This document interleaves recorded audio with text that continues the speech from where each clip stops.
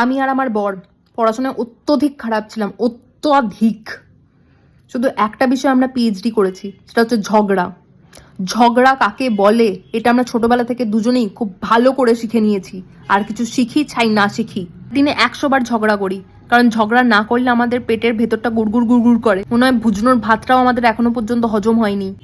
মানে শুতে গেলে ঝগড়া, বসতে গেলে ঝগড়া, উঠতে গেলে ঝগড়া, স্নান করতে গেলে ঝগড়া, পটি করতে গেলে ঝগড়া, মানে ঝগড়া is constant in our life.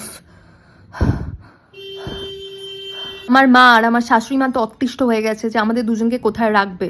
কিন্তু এত ঝগড়া করার পরেও আমার বর মাঝে মধ্যে এমন এমন কিছু কথা বলে দেয় যে আমি পুরো পটে যাই, গলে যাই।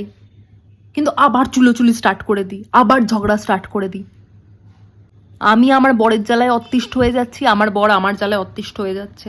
এখন আমরা দুজনেই ভাবছি যে কেন বিয়েটা করলাম, এটার কোনো দরকার ছিল না।